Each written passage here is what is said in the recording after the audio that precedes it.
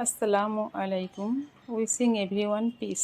কখনো কখনো আপনার হৃদয় ইতিমধ্যে যা জানে তা গ্রহণ করার জন্য আপনার মনের আরও সময় প্রয়োজন।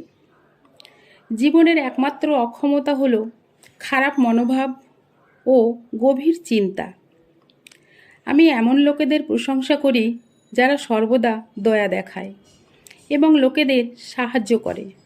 তারা তাদের নিজস্ব সমস্যাগুলির সাথে লড়াই করলে তা কোনো ব্যাপার না, তারা সত্যিই একটি উপহার।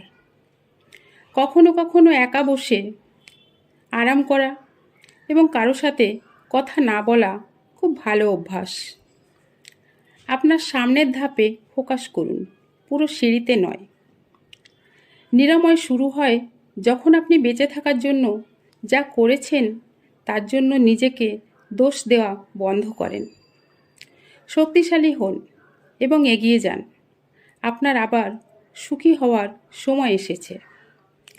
আপনার মনকে প্রতিটি পরিস্থিতিতে শান্ত হতে প্রশিক্ষণ দিন। পৃথিবীর কাছে যিনি বাবা, তিনি তার পরিবারের কাছে পুরো পৃথিবী। আপনার সুখের জন্য সমূল্য খুবই গুরুত্বপূর্ণ। আপনি যদি আপনার সম্পর্কে ভালো বোধ না করেন, তবে অন্য কিছু সম্পর্কে ভালো বোধ করা কঠিন।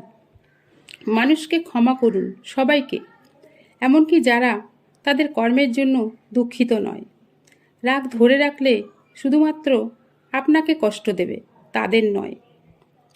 জীবনের সব কিছু সাময়িক, সুতরাং যদি জিনিসগুলি ভালো হয় তবে এটি উপভোগ করুন, কারণ এটি চিরকাল স্থায়ী হবে না। এবং যদি পরিস্থিতি খারাপ হয়, চিন্তা করবেন না, এটাও চিরকাল স্থায়ী হতে পারে না।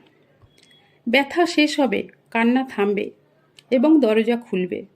ধৈর্য ধরুন এবং ঈশ্বরের উপর ভরসা করুন।